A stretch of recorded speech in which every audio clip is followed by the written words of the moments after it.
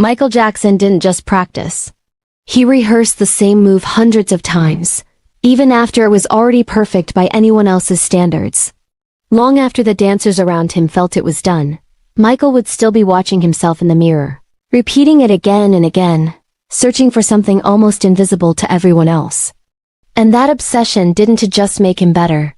It changed how pop music is performed forever.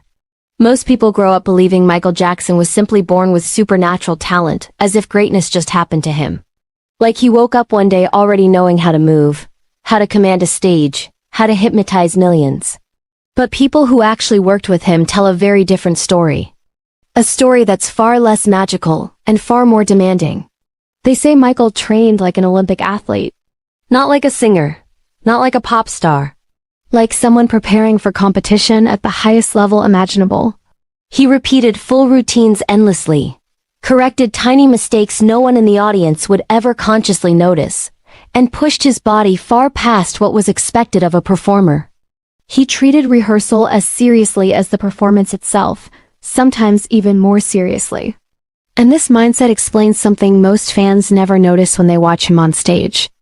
During rehearsals, Michael would suddenly stop the music just to fix one finger movement, not a step, not a spin. One finger. He believed every detail carried meaning.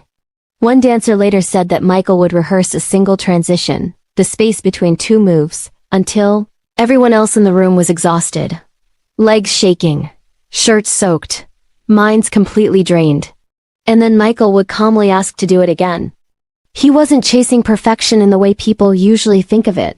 He was chasing control over timing, control over emotion, control over what the audience would feel before they even realized they were feeling it. He wanted to decide exactly when people gasped, when they screamed, when they held their breath. Take the moonwalk. The most famous dance move in pop history. People think it was about the move itself, but it wasn't. Plenty of dancers could do something similar. What made Michael's version unforgettable was when he chose to use it. The pause before it happened. The stillness after. The way he let the audience lean forward, unsure if what they just saw was real. Michael rehearsed the silence as much as the movement. He practiced standing completely still. He practiced doing nothing. Because he understood that anticipation could be more powerful than action. That's why crowds screamed before he even danced. They weren't reacting to what he did. They were reacting to what they knew was coming. This is why no one ever truly replaced Michael Jackson. Not because others weren't talented. Not because the industry didn't try. But because very few people were willing to suffer in rehearsal the way he did. Very few were willing to obsess over details no one would ever praise them for.